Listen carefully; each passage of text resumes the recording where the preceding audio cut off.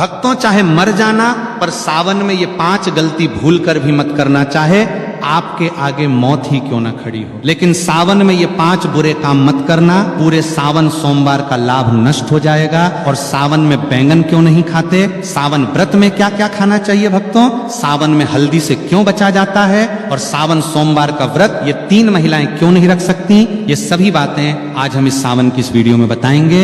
लेकिन उससे पहले कमेंट बॉक्स में भगवान शिव जी का जयकारा लगाते हुए हर हर महादेव जरूर लिखें, लाइक जरूर करें।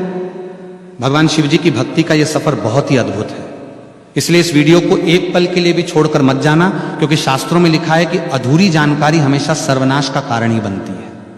भक्तों, वर्ष 2026 में सावन का पावन महीना 30 जुलाई दिन गुरुवार से प्रारंभ होकर 28 अगस्त तक रहेगा। ये महीना भगवान शिव जी और माता पार्वती की उपासना के लिए अत्यंत शुभ और मंगलकारी माना जाता है। इस वर्ष सावन के दौरान कुल 4 सोमवार व्रत पड़ रहे हैं, जिनका विशेष धार्मिक महत्व है। पहला सावन सोमवार व्रत 3 अगस्त को मनाया जाएगा, दूसरा सोमवार 10 अगस्त को, तीसरा 17 अगस्त को और सावन का चौथा तथा अंतिम सोमवार व्रत 20 अगस्त को होगा। सावन का समापन 28 अगस्त 2026 को हो रहा है, जो कि रक्षाबंधन का पर्व है। इसी दिन बहनें अपने भाइयों की कलाई पर रक्षा सूत्र यानी राखी बांधकर भाई बहन के अटूट प्रेम और विश्वास के त्योहार को मनाएंगी। सावन का पहला दिन यानी 30 जुलाई भगवान श्री हरि विष्णु की कृपा प्राप्ति के लिए भी बहुत दुर्लभ और शुभ संयोग लेकर आ रहा है। पौराणिक मान्यताओं के अनुसार सावन के पूरे महीने में शिव भक्त शिवलिंग पर जल और बेलपत्र अर्पित करके सुख समृद्धि, सौभाग्य और दीर्घायु का आशीर्वाद प्राप्त करते हैं। ये समय सुहागिन महिलाओं के लिए अखंड सौभाग्य के नियमों का पालन करने और मंगला गौरी व्रत के माध्यम से पति की उन्नति की कामना करने के लिए सबसे बेहतर माना गया है। अतः 30 जुलाई से शुरू होने वाले इस पवित्र माह में श्रद्धा, नियम और पूर्ण सात्विकता के साथ महादेव की शरण में जाकर कोई भी भक्त अपनी हर मनोकामना पूरी कर सकता है। सावन का महीना कोई साधारण महीना नहीं है। ये ब्रह्मांड के रचयिता, पालनकर्ता और संहारक साक्षात देवों के देव महादेव का काल है। हमारे हिंदू पंचांग के अनुसार जब भगवान विष्णु आषाढ़ मास की देवश्रेणी एकादशी को 4 महीनों के लिए योग निद्रा में चले जाते हैं और पाताल लोक की ओर प्रस्थान करते हैं, तब पूरी सृष्टि पर एक पल के लिए अंधकार छाने लगता है। उस समय ब्रह्मांड को विनाश से बचाने के लिए महादेव स्वयं इस सृष्टि का पूरा कार्यभार अपने हाथों में लेते हैं। इस साल सावन की शुरुआत एक बेहद अद्भुत, दुर्लभ और तांत्रिक संयोग के साथ हो रही है। इस बार जितने भी सावन सोमवार PRH रहे हैं, वे सभी अपने आप में तंत्र मंत्र और अघोर शक्तियों को समेटे हुए हैं। शास्त्रों में लिखा है कि सावन के सोमवार का व्रत रखने से इंसान के 7 जन्मों के संचित पाप भस्म हो जाते हैं।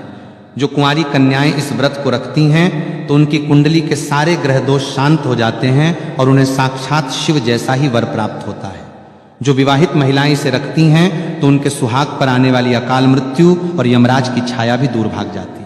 लेकिन याद रखिए, सावन सोमवार की पूजा जितनी सरल और मनमोहक दिखती है, इसके अदृश्य नियम उतने ही करें खतरनाक और भयानक है। यदि कोई व्यक्ति बिना नियमों को जाने केवल समाज को दिखाने के लिए या अहंकार में यह व्रत रखता है, तो उसे पुण्य की जगह महादेव के तीसरे नेत्र के क्रोध का सामना करना PRH सकता है। शिवलिंग पर जल चढ़ाने का वो भयानक सच जो कोई नहीं बताता। जब हम सावन के महीने में शिव मंदिर जाते हैं, तो हमारी आदत होती है कि हम जल का लोटा लेकर सीधे शिवलिंग की तरफ द्वार पड़ते हैं। लेकिन यहीं पर लोग अपने जीवन की सबसे बड़ी आत्मघाती और विनाशकारी गलती कर बैठते हैं। बहुत से लोग मंदिर के अंदर बने नल, कुएं या शिवालय के प्रांगण में लगे हुए वाटर फिल्टर से ही जल भर लेते हैं और उसे शिवजी पर चढ़ा देते हैं। शास्त्रों के अनुसार यह घोर अपराध और वर्जित कर्म माना गया है, जिसे पराया जल या चोरी का जल कहा जाता है। मंदिर का जल केवल वहां के पंडित, पुजारी या उस प्रांगण में रहने वाले सेवादारों के लिए होता है, क्योंकि वो मंदिर परिसर ही उस पुजारी का घर होता है।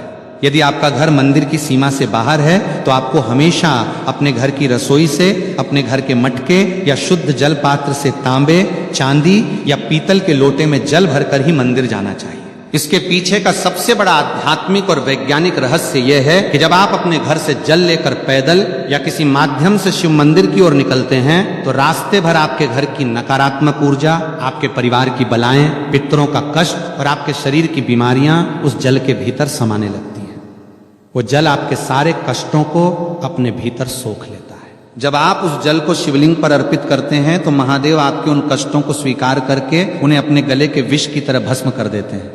लेकिन यदि आप मंदिर का ही जल लेकर वहीं चढ़ा देंगे, तो आपने अपने घर का कोई कष्ट महादेव को सौंपा ही नहीं। आपकी वो यात्रा अधूरी रह गई और उस पूजा का फल शून्य हो गया। शिवलिंग के गिरते जल के चमत्कारी और डरावने फायदे। शिवलिंग पर जब जल की अखंड धारा गिरती है तो वह शिवलिंग के नीचे बनी जलहरी से होते हुए एक निश्चित दिशा में बह जाती है। शास्त्रों में उस बहते हुए जल को साक्षात अमृत और शिव की अलौकिक ऊर्जा का महापुंज माना गया है। पहला कर नियम यह है कि जब आप जल चढ़ा लें तो उस जलहरी से बाहर बहते हुए जल को कभी भी भूलकर लांघना नहीं चाहिए, क्योंकि वो ऊर्जा इतनी तीव्र और तांत्रिक होती है कि यदि कोई साधारण इंसान उसे लांघता है तो उसके शरीर का चक्र बिगड़ सकता है और उसका मानसिक संतुलन तक हिल सकता है। लेकिन शास्त्र कहते हैं कि उस गिरते हुए जल को किसी मुसाफिर या भक्त को थोड़ा सा अपने पात्र में रोक लेना चाहिए। उस जल को अत्यंत पवित्र और चमत्कारी मानकर अपने घर ले आना चाहिए।